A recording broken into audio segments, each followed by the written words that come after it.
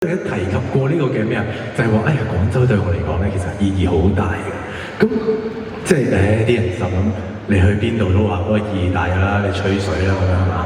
咁但係唔係，我想講係講真嘅，廣州呢個地方對我嚟講意義係非常之大。其實有幾多廣州人喺度？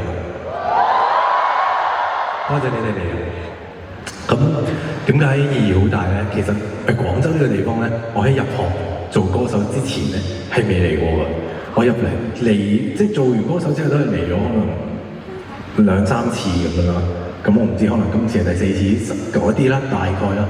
咁但係喺我嘅成長階段，講緊可能10歲或者再細啲，或者嘅有一個好長嘅10年咧，咩叫有一個好長？即係有一個10年咧，係有一句説話我係成日都聽到，就係、我媽同我講，我呢個禮拜要返廣州啦。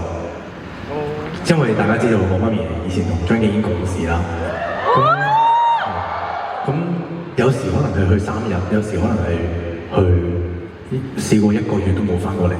咁我嘅成長就係喺成日都聽到呢句，我今個禮拜6啊要去廣州啦。所以廣州呢個地方對我嚟講，好似好熟悉，我成日聽，但係好陌生，因為我未嚟過。上個月嚟宣傳嘅時候，我其實去咗好多唔同嘅地方啦，即係可能去咗唔同嘅 office 啊，即真係有入到呢個城市度體驗一下。我個腦喺度覺得，其實我而家行緊嘅嗰啲路，我媽都行過咯。咁其實呢個 show 對我嚟講，呢個 show 對我嚟講意義好大嘅原因係，其實我媽咪，即係我細個嗰陣時候，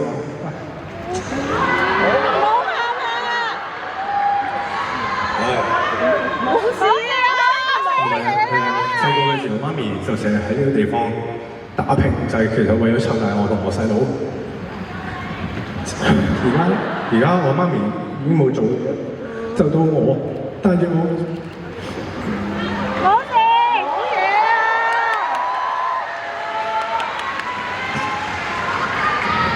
你好你好！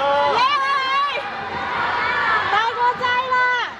就到我帶住我自己嘅演唱會嚟到廣州照顧翻佢，咁所以我真係好多謝你，我真係好多謝你哋入場或者冇入場嘅觀眾，因為係啊，你哋令到我可